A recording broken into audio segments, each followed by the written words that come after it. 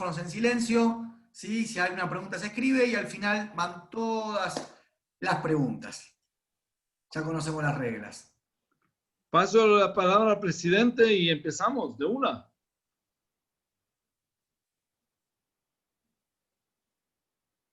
Creo que se congeló. Ahí está, ahí volvió la imagen. Dani, te pasó la palabra el Rab, ahí estás. Hola, buenas noches para todos. Dumar Hatima Tová, como recién estábamos conversando. Y si bien la comunidad es una gran familia y así nos podemos entender y lo venimos demostrando, esta noche sin duda va a ser muy familiar esta clase. Vamos a ser poquitos, pero les agradezco a todos por el valor que tiene el shiur de hoy, especialmente si recuerdan el lema que nos propusimos al inicio de la pandemia, de pasar juntos, de tener actividades significativas y especialmente de que la comunidad no se detiene.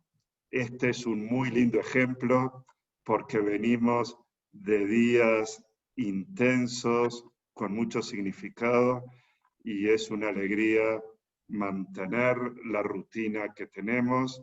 Así que gracias a todos por apoyar, por estar presentes. Y bien, hoy esperemos la guía de NIR, pero nos vamos a transportar, haciendo una muy breve introducción, exactamente 2000 años atrás. Y como recuerdan, estos ciclos, estas clases, le dimos mucha importancia y mucho espacio a lo que parecía ser una de las más grandes transformaciones en el judaísmo, que fue naciendo en Alemania, la Haskalah, hace aproximadamente 200, 250 años. Pero en la historia del judaísmo hubo otros momentos de grandes transformaciones y estoy seguro que Nir nos va a hablar de eso, porque el judaísmo que hoy día conocemos nace exactamente donde nos vamos a transportar ahora. ¿Qué hacíamos como judíos después de no tener el Beit HaMikdash? Adelante, Nir, después de esta breve introducción. Gracias a todos. Muchísimas gracias. De verdad, Daniel, que no nos pusimos de acuerdo, pero ya me ahorraste toda la introducción. De hecho, si ustedes creen que hace 200 años tuvimos una revolución, se van a sorprender de que no es tan revolucionario ninguno de los que conocimos, no que no hicieron reformas, pero si queremos hablar de reforma, de cambio, de un judaísmo diferente, debemos conocer al judaísmo de los judíos que vivieron hace 2000 años. Vamos a tener una serie de clases, donde una de las clases más importantes la vamos a tener la próxima semana con Roxana, que está acá y espero que nos escucha. Y ahí vamos a tener un furor donde sí vamos a necesitar seguramente más de los 40 minutos de hoy, donde vamos a escuchar un poquito de otro judío diferente, muy interesante, que se llama Pablo. No vamos a hablar de Jesús, porque vamos a explicar por qué, pero vamos a hablar de Pablo. Pero para entender la época, para entender de qué estamos hablando, debemos conocer un poquito la historia donde se transforma todo. Y no se transforma hace 200 años en Alemania, ni siquiera hace 350 años en Holanda, con Spinoza. Se transforma en varios lugares previos, donde obviamente el lugar más importante es en el monte Sinai, donde reciben la Torá escrita, pero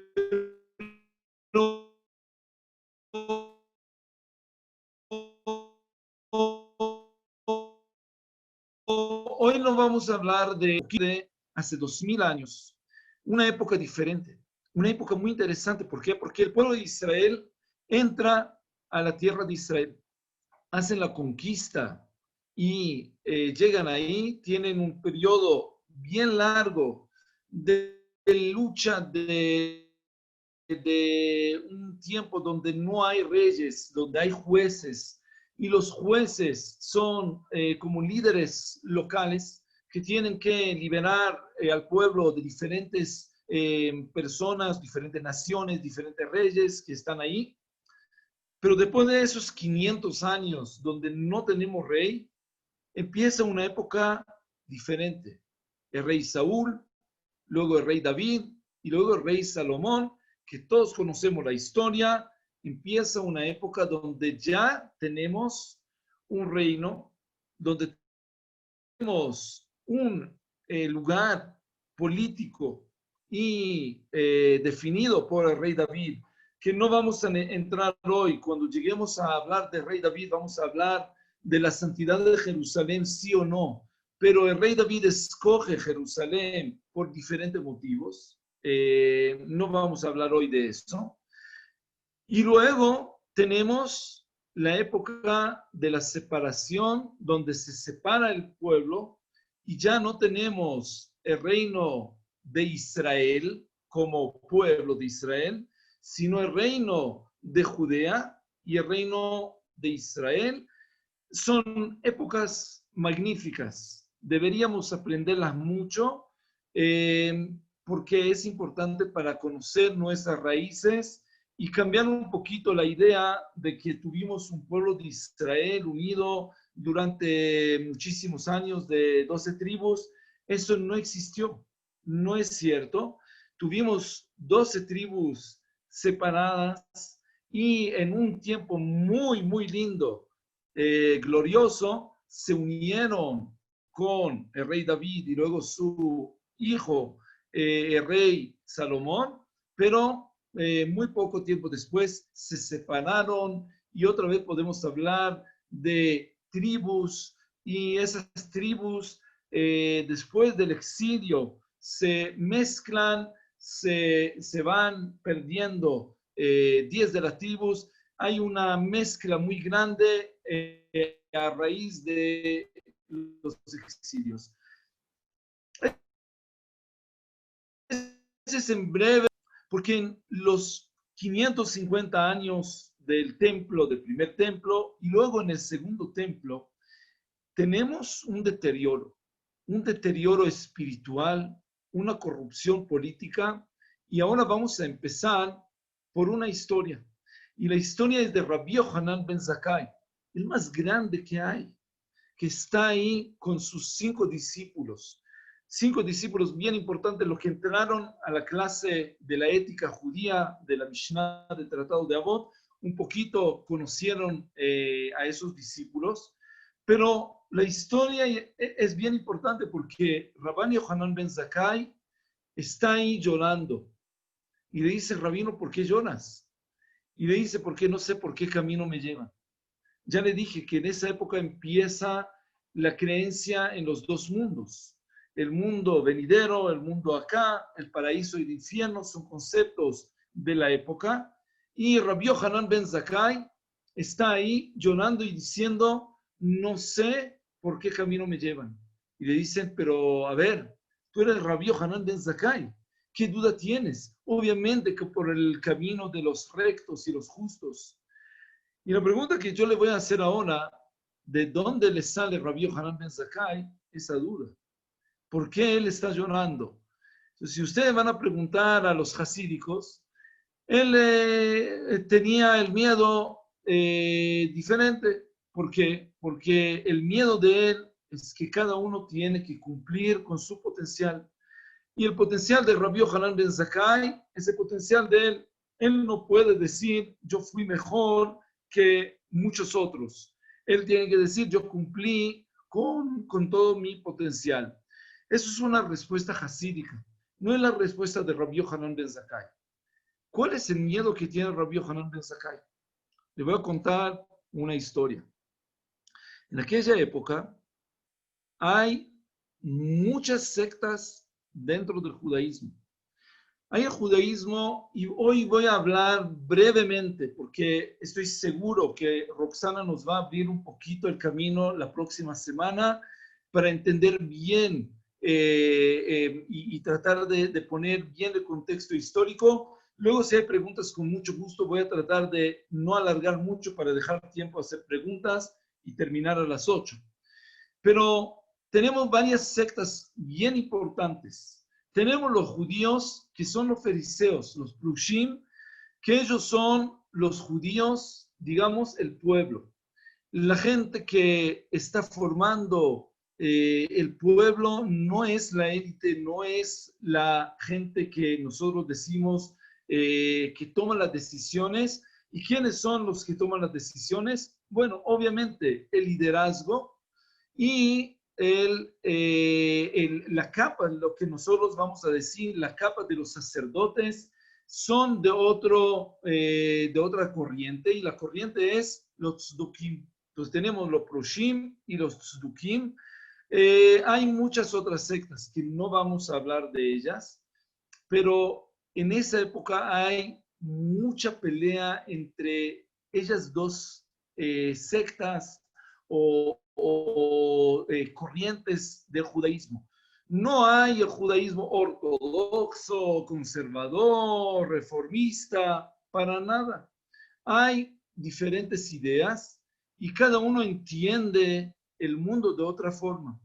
Una de las grandes disputas que tienen, las grandes discusiones que tienen en aquella época, es lo que estamos hablando ahora de los mundos, el mundo venidero, si existe o no existe. Los tzdukim están ahí diciendo, ustedes van a trabajar toda la vida para vivir en el otro mundo y el otro mundo no existe. Y los plushim dicen, ustedes van a tener la vida eterna perdida por la manera que ustedes viven. Hay ahí muchas diferencias culturales y espirituales, donde nosotros vamos a encontrar en la Mishnah, en la Torah oral, vamos a encontrar muchas historias fantásticas, donde los sabios, que eran los fariseos, los plushim, están haciendo jurar y le enseñan todas las halajot al sumo sacerdote, que es tzduki, y él llora porque sospechan, y ellos lloran porque tienen que sospechar. Es una historia diferente a la historia que nosotros conocemos. Ahora, si ustedes van a tener que imaginar un revolucionario, el judío que cambió la historia, ustedes van a pensar seguramente en Spinoza, un Marx, a un Herzl. Hay tantos judíos que nosotros podemos decir que cambiaron la historia del judaísmo. Pero me atrevo a decir que ninguno como Rabban Yohanan ben Zakkai. Rabbi Yohanan ben Zakkai es un judío que vive en una época muy difícil. ¿Por qué? Porque los romanos están en la tierra de Israel, aprietan mucho. Hay ahí matanzas. Ustedes no se imaginan el nivel de destrucción que dejaron los romanos. Cuando los romanos acaban, después de la destrucción del templo y después de la rebelión fallida de Bar Kokhba, que tampoco vamos a tener tiempo hoy de hablar de ese asunto, pero después de eso dicen que el valor de un judío en el mercado no llegaba a tener ni un valor de comida de caballo, nada. Vendían a las mujeres judías de prostitutas que estaban ahí en cada rincón. Y si ustedes van a leer las historias en la Gemara, es una destrucción total. Millones de muertos, exiliados, personas que están ahí. Dicen que el viñedo que tenía el emperador romano era tan fértil por la sangre de todos los muertos que habían ahí, los judíos que ellos masacraron. Una época terrible. Y dentro de esta época terrible, estamos ahora en la época de Rabban Yohanan ben Zakkai. Él entiende, él es el líder, el liderazgo, que es los descendientes de Hillel, el presidente Hillel Azaken, que también amerita una clase y obviamente que vamos a hablar de él la próxima semana. ¿Por qué?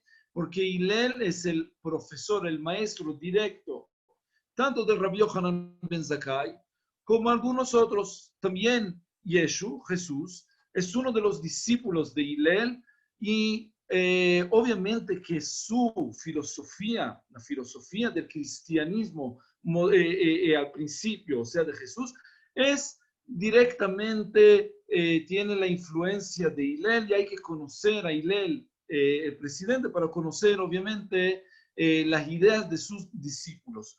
No vamos a tocar eso hoy, pero sí es un dato importante. Otro dato importante que voy a decir es que según la tradición, tanto Moisés como Hillel, como Rabban Yohanan ben Zakkai, vivieron 120 años.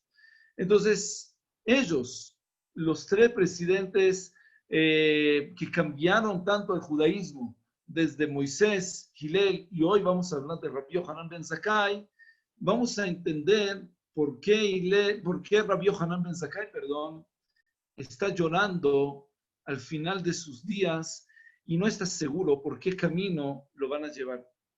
En esa época tan terrible está viviendo Rabban Yohanan ben Zakkai. Hay una historia en el Tratado de Gitín, en página número 56. Los que quieren, es una de las historias más impactantes de la destrucción del templo en Jerusalén. Si ustedes no creen que es una historia histórica, lean también lo que escribe Josephus Flavius, el mismo historiador judío romano, que está escribiendo una historia paralela de un tiempo bastante cercano al sucedido, y nosotros conocemos una época terrible.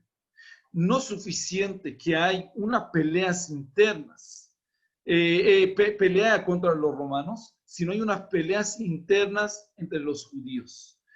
Hay los radicales, y los radicales están dentro de la ciudad y no aceptan que ninguna persona trate de hablar de ningún concepto de paz o ceder a los romanos. Esa idea es una idea que Rabbi Yohanan ben Zakkai no acepta. Rabban Yohanan ben Zakkai quiere llegar a tener un acuerdo y salvar al judaísmo porque él entiende y ve la destrucción. Él entiende de que eso no es posible. Ahora, no quiero hablar solamente de la época. Rabban Yohanan ben Zakkai empieza a ver la corrupción y tiene una lucha en contra de toda esa capa de élite que nosotros hablamos. Entonces, se pueden decir que él lucha en contra de los tzdukim o en contra de la corrupción. Creo que es lo mismo. Él tiene una lucha en contra de los sacerdotes de la época, donde los sacerdotes son partícipes. Hay ideas de que los sacerdotes no tienen que formar parte de ciertas obligaciones que todo el pueblo sí. Y Rabban Yohanan ben Zakkai dice, no señores, ustedes también deben pagar, deben estar y deben ser parte de.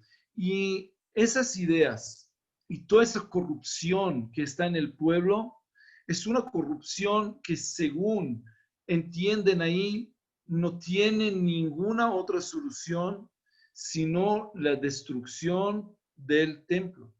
Ya entienden ahí los sabios de que está el templo ya está condenado a la destrucción. Ya empiezan a entender de que si no van a cambiar el comportamiento, no van a tener absolutamente nada. Entonces, en un lado, la corrupción que empieza mucho antes. Si ustedes creen que, bueno, la próxima semana vamos a hablar de Pablo, entonces ya adelanto, pero esa manera de dar vuelta a las mesas de las personas que cambian plata en el templo, ese sacrilegio que está viendo Jesús en su momento, es algo que están viendo todos los que tienen ojos y todos los que viven en la época. No es algo que nos debe sorprender que llegamos a tener a raíz de esa corrupción tan grande, llegamos a tener un pueblo dividido donde dentro de esta ciudad sitiada no hay un pacto de paz, no hay una frente unida donde todos tenemos un liderazgo que dice, bueno, ahora que tenemos un problema, luchemos en contra del enemigo que está ahí afuera. No, hay algunos que quieren hacer la paz y algunos que están ahí adentro y no quieren oír nada de eso. ¿Qué es lo que pasa? Los que viven adentro están cerrando las puertas y no se puede salir. Pero según la historia de la Gemara y también la historia de Josephus Flavius, ellos podían aguantar sitio de 21 años. O sea, ellos tenían ahí tanta madera y tenían ahí tanto grano y tanto aceite que podían sobrevivir un sitio. El sitio, si ustedes conocen las tácticas de la antigüedad, el sitio al fin y al cabo es una estrategia donde te están ahogando dentro de hambre y de necesidad y no tienes de otra sino abrir las puertas y luchar o morir. Y esa es la intención de las personas que ponen ahí un sitio sobre una ciudad. Ahora, eso pierde toda la fuerza si la ciudad puede aguantar y puede vivir tantos años. Así que si tienen agua, y tenían agua, ¿por qué? Porque tenían ahí la cueva que hizo Hizkiau, el rey Hizkiau, para otra historia, los que van a querer ir conmigo algún día a Jerusalén, vamos a ver todo eso en nuestros propios ojos. Había agua. Y si ustedes van a ir también debajo de las murallas, ustedes van a ver donde quemaron los judíos a su propio grano, madera y aceite. Ustedes van a decir, qué locura.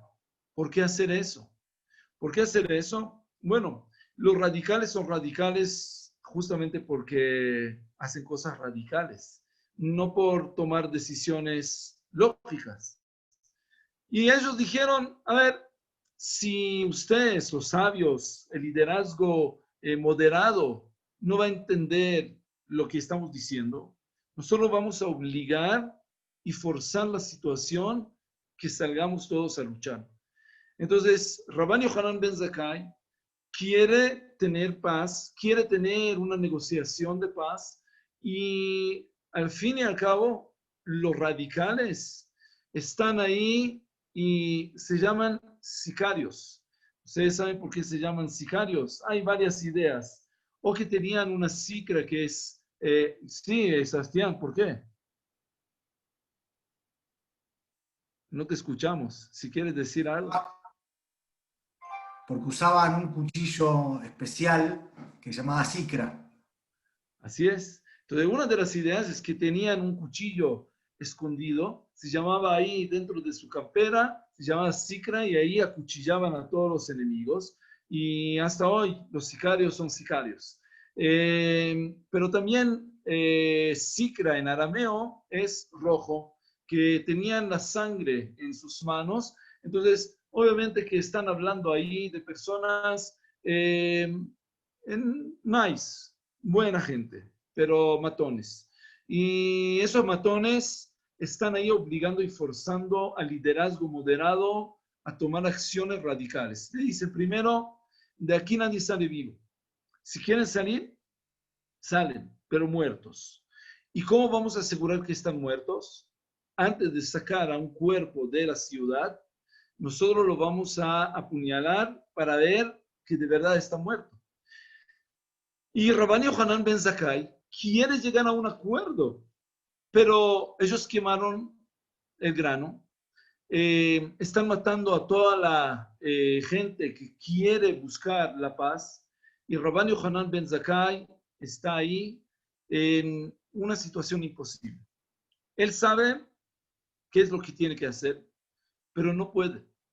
Entonces él hace una reunión, imagínense eso, él se reúne con el sobrino es el jefe de los matones. Entonces se reúnen los dos y este Abba Sikra, ese señor que está ahí, está hablando con él y le dice, mira, te ayudaría a salir de la ciudad para negociar y hacer lo que quieras. Yo entiendo que ese camino es peligroso, pero tú entiendes de que yo soy el jefe de los matones, no por ser una persona muy compasiva y buena, sino por ser matón. Y si yo voy a hacer contigo un acuerdo, simplemente me van a matar a mí. Entonces le dice Rabbi Yohanan ben Zakkai, bueno, ¿qué hacemos? Le dice, mira, hazte el enfermo y así que todos hablen y que estás moribundo. Y después de una semana que digan los alumnos de que te moriste. Y ahí que los discípulos tuyos, que son naif, que no saben nada de la vida, que ellos te carguen. ¿Por qué? Porque ellos tienen esa característica de, ellos no pueden saber de que el muerto pesa más que el vivo. El vivo ayuda de alguna manera aliviar un poquito el peso y el muerto no. Entonces dice ahí la Gemara que ellos no van a entender eso, ellos como están tan estudiosos, las cosas de la vida no las conocen. Que ellos te lleven y cuando llegan ahí a la puerta, los matones quieren apuñalarlo. Les dicen los discípulos, sin saber, los discípulos creen que está muerto. Le dicen, a ver, ustedes van a apuñalar a Rabbi Yohanan ben Zakkai. ¿Qué es lo que van a decir? Dicen, bueno, por lo menos le vamos a dar una patadita para ver si grita. Se van a patear.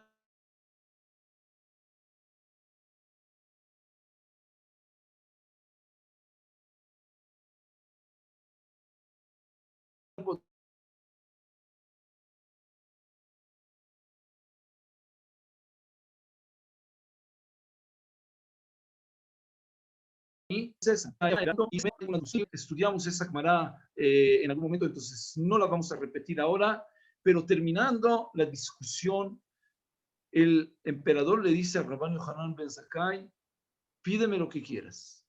¿Qué es lo que tú quieres? Y Rabbi Yohanan ben Zakkai le pide algo que a todos nosotros nos puede parecer poco. Y es algo que creo que si hablamos del inicio, esa es la disyuntiva de Rabbi Yohanan ben Zakkai. ¿Hice bien o hice mal?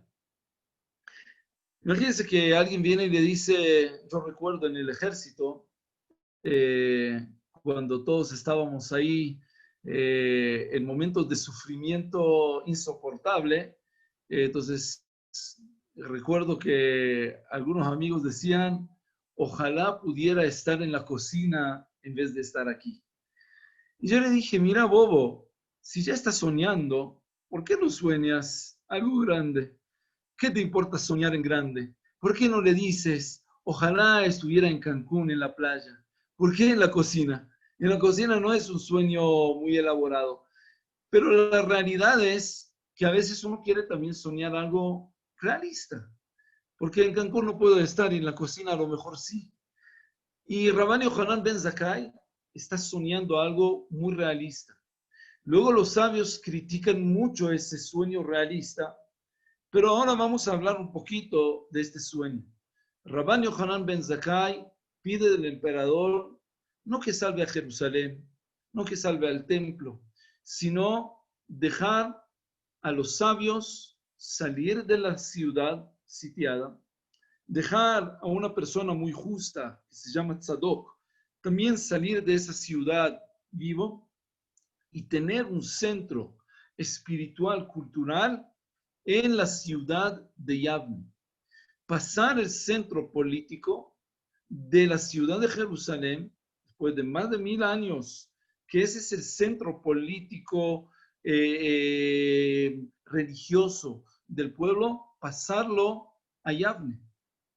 Y ahí, después de la destrucción, el mundo de la Torá se tiene que empezar a revivir en Yavne y no en Jerusalén. Además, pide que salven lo que es el liderazgo tradicional, o sea, a la presidencia que es la familia de Rabban Shimon ben Gamliel, que luego ellos van a tomar la presidencia, no saben si él, Rabbi Yohanan ben Zakkai, era presidente o no era presidente, hay ideas para acá o para allá, pero lo que él está haciendo, por supuesto, que es un acto de liderazgo y una toma de decisiones que cambian el judaísmo como nosotros lo conocemos. Cuando sale el pueblo y ya tenemos algunos exiliados, muchos muertos, y la capa de los judíos estudiosos están ahora en Yavne, tienen ahí la yeshiva de Yavne, es la época que empieza la sinagoga. Ahí empezamos a hablar de ciertas ideas que nosotros tenemos hoy bien inculcadas en nuestra tradición y religión. Ahí empieza lo primero. No quiere decir que no había antes lugares y centros de reunión y centros religiosos, pero pasar el peso del centro cultural, del centro religioso, que es el templo, a otra ciudad, eso era algo bien radical. Él ganó mucha crítica, no estaban de acuerdo con él, y él está empezando poco a poquito pasar la importancia del lugar que nosotros tenemos como el lugar de rito, el lugar de la tradición y la religión, a otro lugar. Entonces, ya no hay un templo y hay que empezar a mover ciertas tradiciones. ¿Qué tan importante es el templo? Bueno, en su momento, todo el rito judío se concentraba en ese lugar. Se concentraba en un judaísmo muy práctico de hacer ciertas cosas. Hay que subir a Jerusalén 3 veces al año, hay que sacrificar, hay que hacer donaciones a este lugar. La persona que trabaja es el sacerdote y tú vienes ahí para complementar. El judaísmo es un judaísmo que está muy arraigado a un sector, a un lugar religioso, como todas las religiones.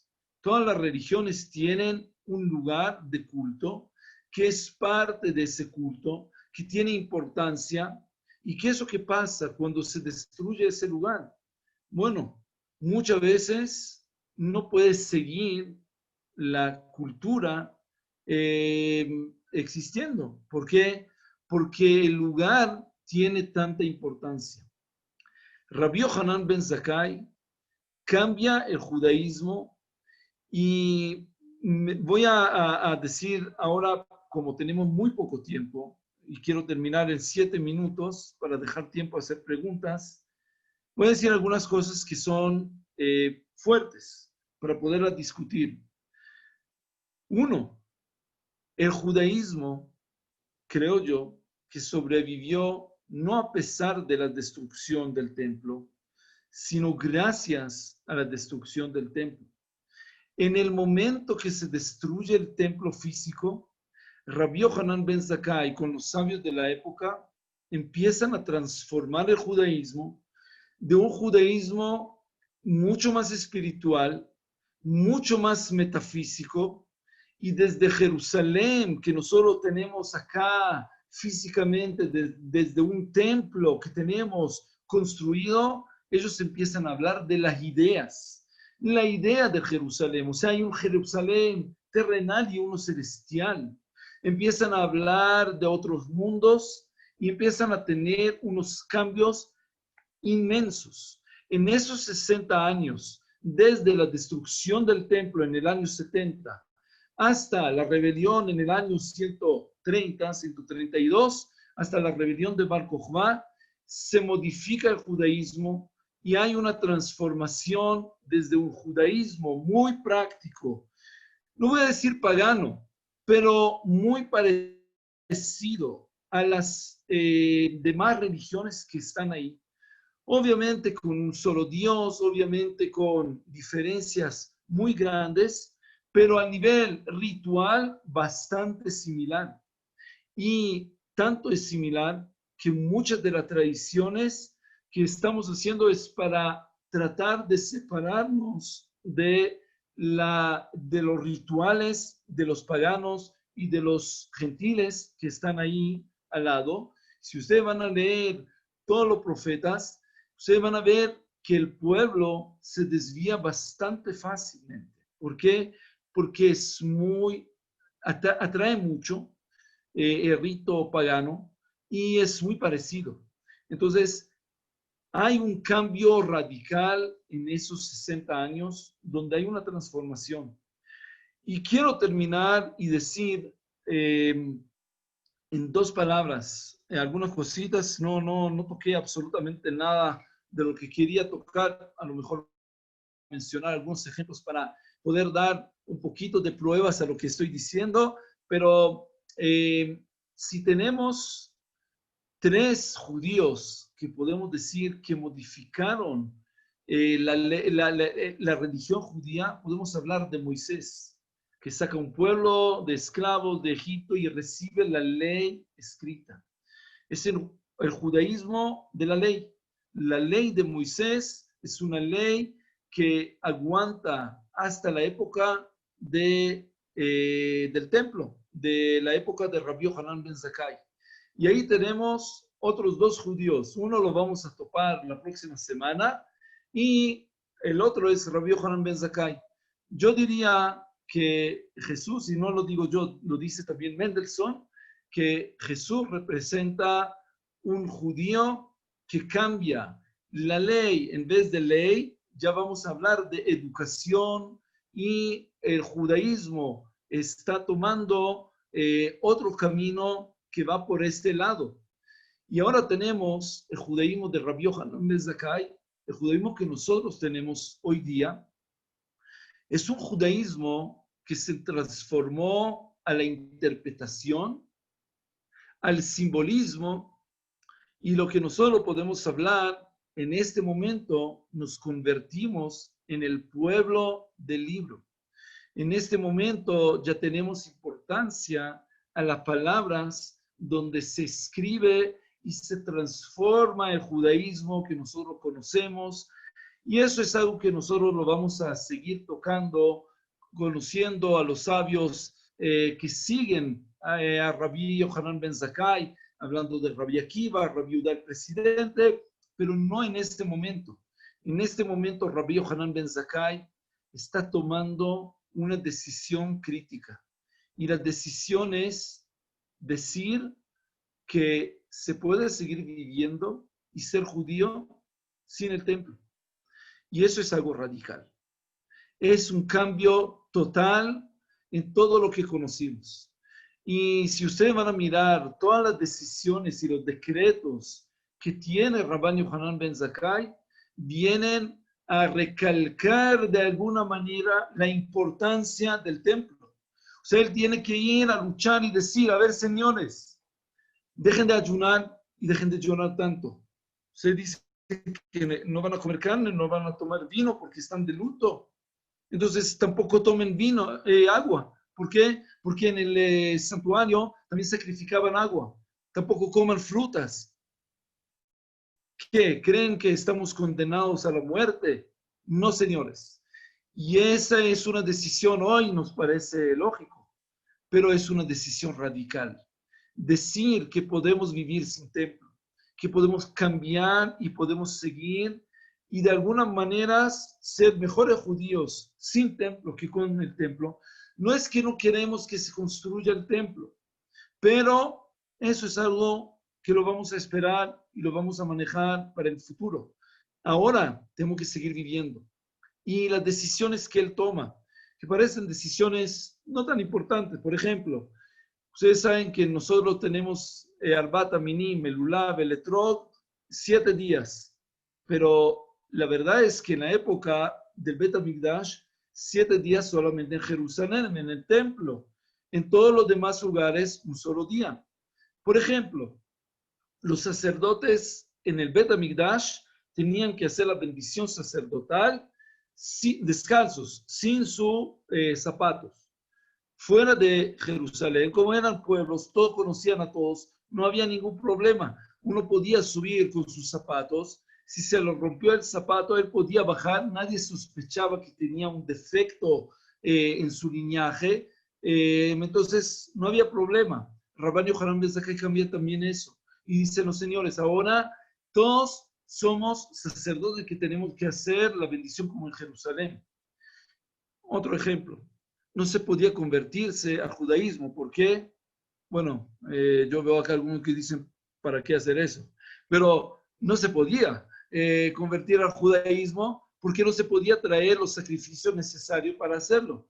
Rabban Yohanan ben Zakkai dice, a ver, y los judíos que hicieron la conversión masiva en el monte Sinai tenían que hacer sacrificios. Volvamos a nuestras raíces. Ellos tenían que hacer Brit Milá, tenían que sumergirse, tenían que aceptar la mitzvot. Eso es lo que vamos a hacer también nosotros. El judaísmo empieza a tener un judaísmo donde no hay un centro, donde podemos vivir sin un centro específico, lo que luego va a permitir el exilio y poder ser judío también en Quito, Ecuador, también en Yemen y también en Australia. ¿Por qué? Porque ya no dependemos de ciertos ritos o de ciertos lugares o de ciertos personas, de ciertas personas que sean nuestros mensajeros, podemos vivir en todos esos lugares.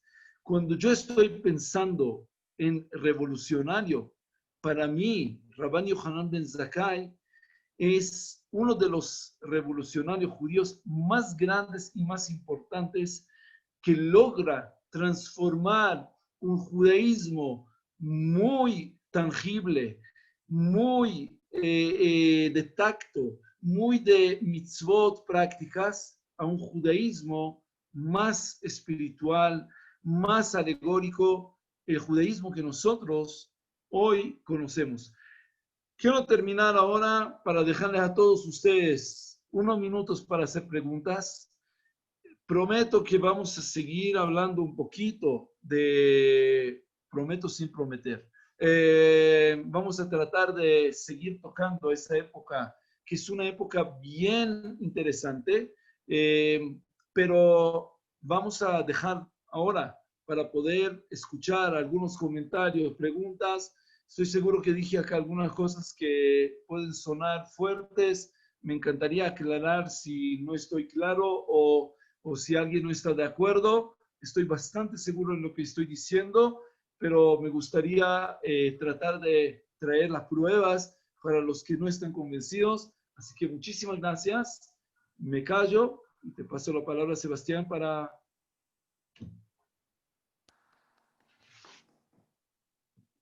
Bueno, ahora sí, podemos abrir los micrófonos y hacer preguntas. ¿Alguien tiene una pregunta? Yo tengo un comentario, Rab. Muchas de las cosas que usted habló la otra vez en la clase de Mishnah y ahora de Ben Zakkai me hacen acordar al mensaje de Cristo, de Jesucristo. El tema de centralizar, esto que dicen que decía Jesús, que no hace falta templos, que congréguense y con eso alcanza, la lucha contra los mercaderes, etcétera, etcétera. Hay un mensaje muy, muy similar. No quiero robar el momento de la próxima semana, porque vamos a hablar de eso. Pero el hecho de que yo no escogí a Jesús es porque para mí es demasiado fácil. Es un rabino judío como otros, que decía cosas fuertes, pero como otros. No me pareció, no me pareció que tenemos que hablar justamente de él y por eso escogimos a Pablo. Sí, este mensaje es un mensaje que todos debemos conocer y esa lucha es una lucha que obviamente existió en aquella época. Tanto es así que si ustedes van a leer las historias que nos quedan en nuestros libros de Jesús de la época, o sea, son muchos años después, se escriben, pero la percepción que hay, muchos hablan de otro Jesús que nosotros hoy no lo conocemos, no es lo que luego trasciende con el tiempo. Obviamente que el tiempo y la enemistad que se forma después y la muerte de tantos judíos por esa religión rechazada en su momento y luego la religión oficial de los romanos, del imperio, obviamente que generó una percepción diferente. No vamos a hablar hoy mucho o sea, hoy no vamos a tocar ese tema, ese es el tema de la próxima semana, pero el mensaje que tú vas a escuchar de Jesús va a ser igualito a muchos otros judíos de la época que se hartaron de la corrupción, que se hartaron del centralismo, que se hartaron de la falta de congruencia entre los dichos y los hechos. Nosotros hoy podemos aplaudir esa rebeldía. En su momento no era tan bienvenido y hay mucha enemistad y hay hasta judíos que mandan judíos al gobierno. Hay historias terribles donde nosotros podemos hablar un poquito. De hecho, Rabban Shimon ben Gamliel es una persona que está muy bien recordada, incluso por los cristianos, porque no aceptó esa entrega de judíos a los romanos. Entonces, hasta no tanto tiempo era un santo, Rabban Shimon ben Gamliel. Si ustedes van a mirar, van a buscar, era uno de los santos. Pero bueno, eso es para otra charla. Sí, es un mensaje de la época.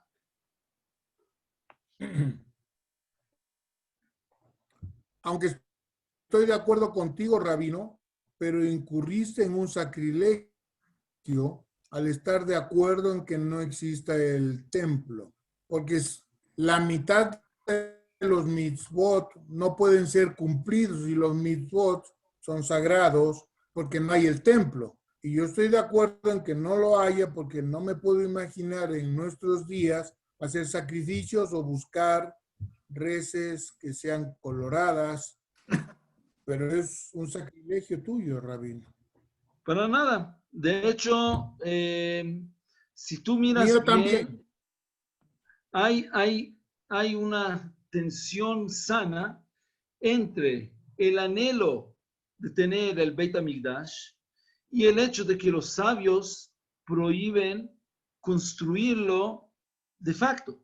O sea, hay acá algo que tú dices, bueno, si es así y tanto queremos el Beit HaMikdash, hoy tenemos Estado, empecemos a construir. ¿Qué necesitas? Arquitectos. Acá tenemos a Schwarzkopf y a Deller. ¿Qué necesitas? Plata. Estoy seguro que vamos a reunir en 3 días el billón de dólares que va a construir un templo hermoso. Entonces, ¿por qué no se hace? Porque hay una discusión alágica desde aquel momento donde vieron la destrucción que trae la idea mesiánica, la idea de construir y hacer hechos concretos para la construcción.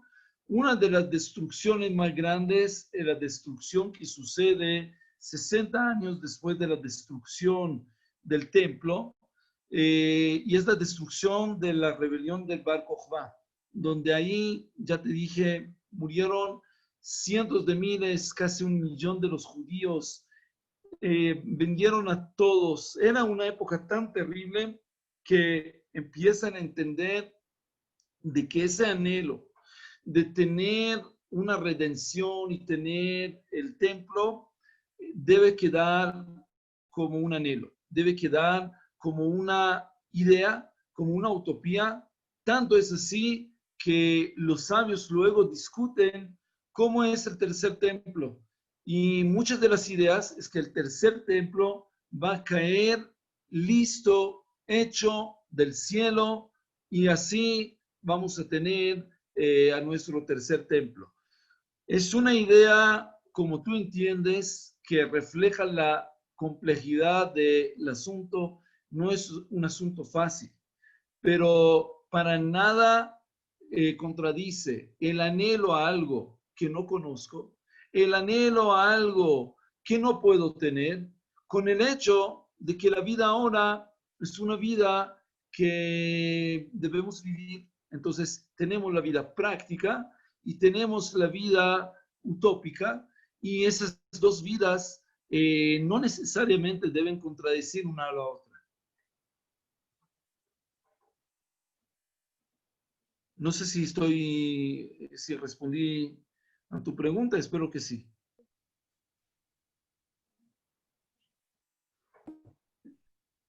Evelyn, sí, Y de Evelyn. acuerdo.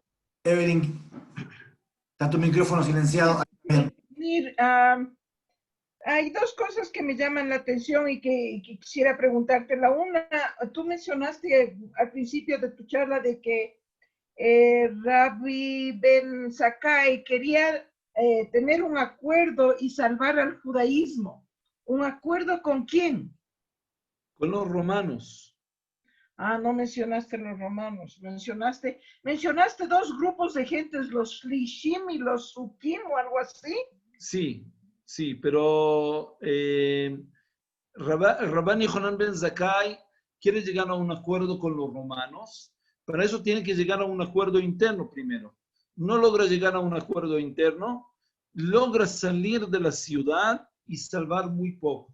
Perdón, no fui lo suficientemente claro, pero termina Rabban Yohanan Ben Zakkai salvando algo del judaísmo, criticado mucho por las personas que viven mucho después, diciendo qué mala decisión, qué decisión tan pobre, tenía que salvar todo, no tenía que jugar todo o algo, tenía que jugar todo o nada. Y él no jugó eso, entonces él no tenía que hacer ningún compromiso, él tenía que pedir por todo y seguramente lo hubiera recibido. Que cualquiera que toma decisiones en la vida sabe qué tan fácil es criticar a la decisión un tiempo después. Qué lindo que es mirar desde tu sillón y venir a decir, bien tomada, mal tomada. Yo tomaría otra decisión. Claro, con la información que tienes, a lo mejor tomarías otra información, pero en tiempo real, no. Y Rabban Yohanan Ben Zakkai se atormenta, porque él vive en tiempo real y él no sabe si la decisión que él tomó es una decisión buena o mala. Y por eso su último mensaje es un mensaje de no sé qué pasó. La historia última, es una historia que de verdad es muy linda, porque Rabban Yohanan Ben Zakkai está viendo al rey Hizkiyahu, que lo viene a recibir. Primero que rey Hizkiyahu en la tradición judía es el rey más justo que hay, un rey que tenía la calidad de rey Mesías, podía redimir al mundo. ¿Por qué no sucede? Es para otra clase, pero es un rey muy justo, donde todo el reino logró llegar a caminos rectos, pero también el rey Hizkiyahu tenía una decisión con el ejército asirio, una decisión bien pesada que tenía que tomar, y la decisión si él tiene que luchar o dejar al Sanjerib, al rey, hay ahí el Sar Tabajim, que se llama así en las fuentes, que está ahí humillando al judío y habla ahí en hebreo. Tanto es así que le tienen que decir, a ver, entendemos inglés todos, no hables en español. Dice, no hables en hebreo, entendemos todos asirio, ¿por qué nos humillas? Y es parte de la estrategia, de la táctica de ellos, de desmoralizar a todo el pueblo. Y Rey Hizkiyahu recibe ahí una decisión que también es una decisión dura.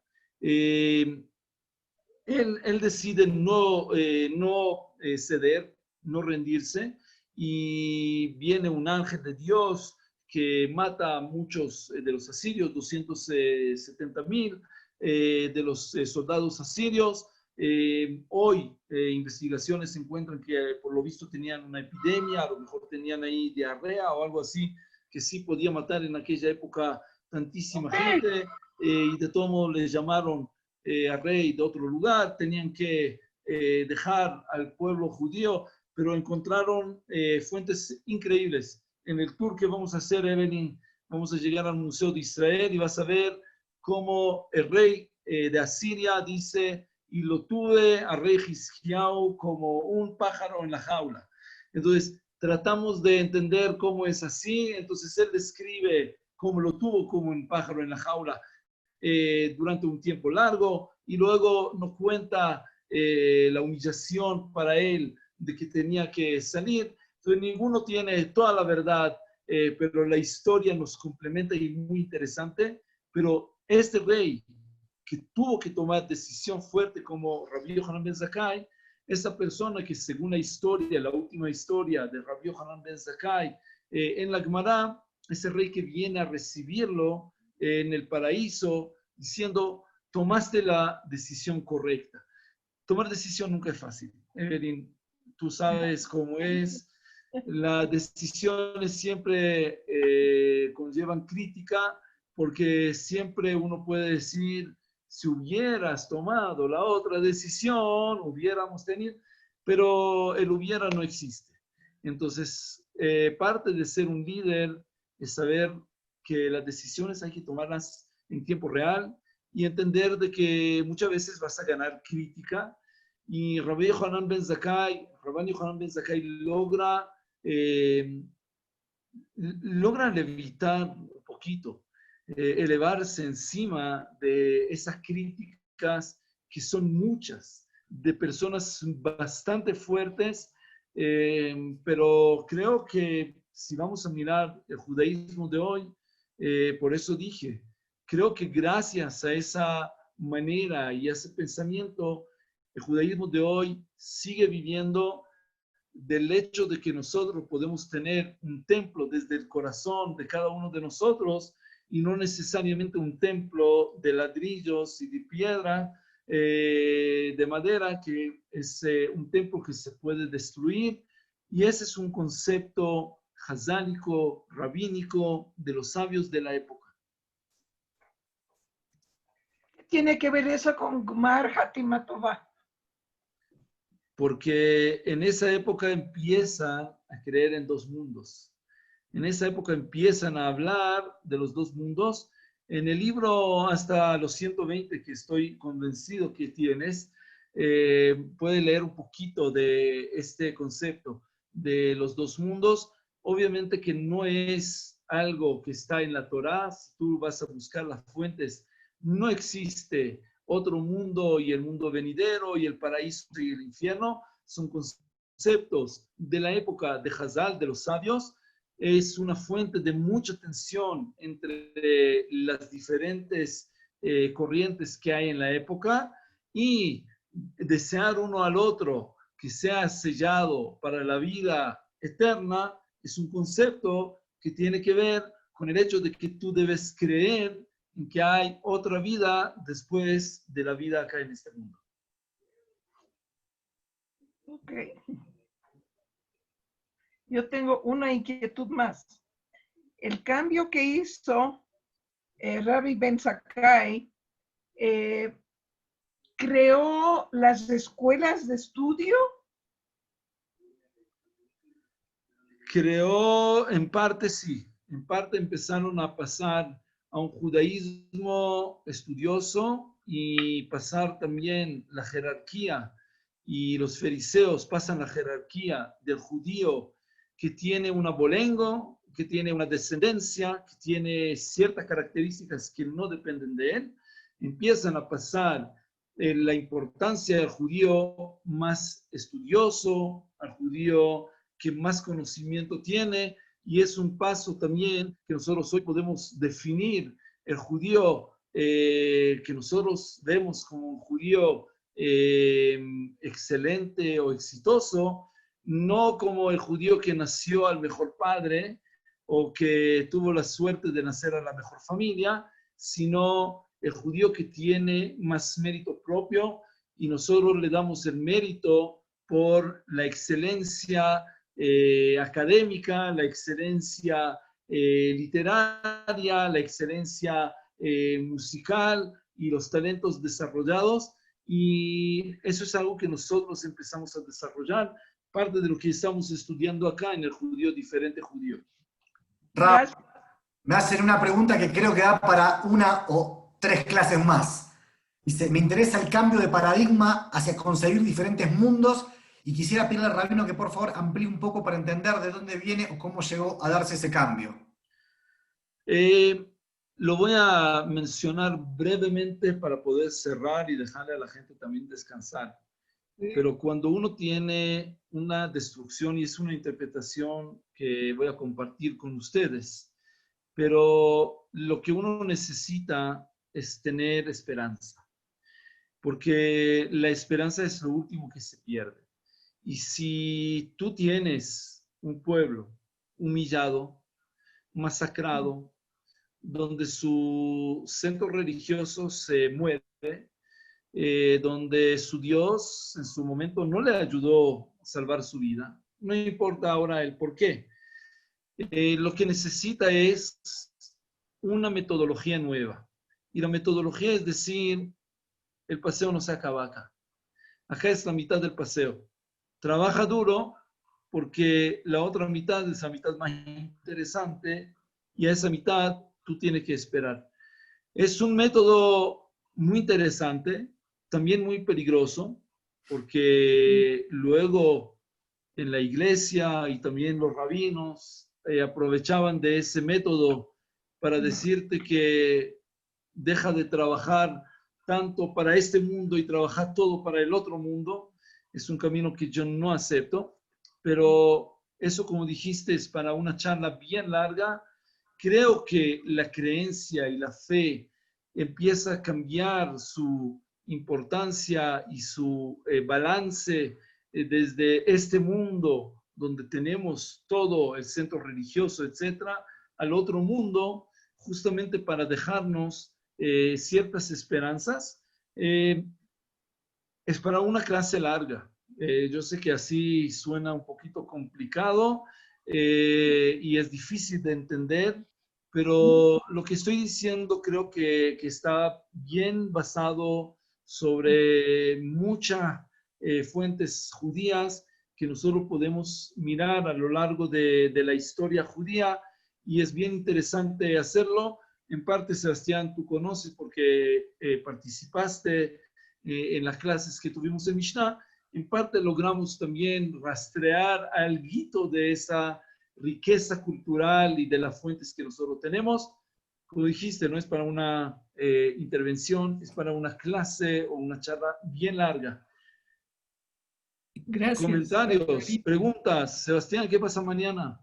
Bueno, 3 informaciones rapiditas pero importantes. Mañana nos encontramos en un Nostalgia muy recomendable. Vamos a conocer muy profundamente la historia de otra revolucionaria que cambió la mirada acerca del arte ecuatoriano, el arte indígena, la señora Olga Fisch. Así que les recomiendo mañana no perderse la Nostalgia. El domingo tenemos otra vez un Nostalgia Internacional, un encuentro con la gente de aquí, la gente de allá, que vamos a dedicarlo hacia a las juventudes. Moshavot, Mahanot, Anoar, Maccabi, todo lo que tiene que ver con las juventudes. Yo ya estoy viendo las fotos, como siempre tengo ese privilegio. Les recomiendo porque se van a divertir, van a recordar, junto con los demás, épocas muy, muy lindas. Y la otra información es que ya le va a llegar formalmente, pero les recuerdo que la Sociedad Femenina Israelita de Quito les pidió que reserven la fecha del 17 de octubre a las 19 horas, que va a haber un café-concert virtual con la actuación especial del dúo Gefilte Fish. Así que ya sacan la agenda y acomodan las fechas. Rabino, muchas gracias, hemos aprendido mucho. Voy con muchas preguntas para la próxima. Bueno, la próxima tenemos a un judío bien diferente. Vamos a estudiar de Pablo. No quiero revelar mucho, pero va a ser ardiente, lindo, para llegar ahí con muchas ganas, y podemos invitar a todo el mundo, ¿no? Es una clase bien interesante. La próxima semana creo que van a disfrutar mucho. Lo digo solamente porque no voy a dar yo la charla. Entonces, yo sé que vamos a disfrutar todos. Así que, bueno, hasta mañana. Nos Hasta vemos. mañana, hasta mañana. Chau, chau. Chao, chao, chao. Salite, Dani. Hasta Chao, mañana. gracias. Gracias. Gracias. Gracias. Vane, voy a cerrar, así podés Chao. convertir y subirlo a YouTube. Laila, top para todos. Chau, chau.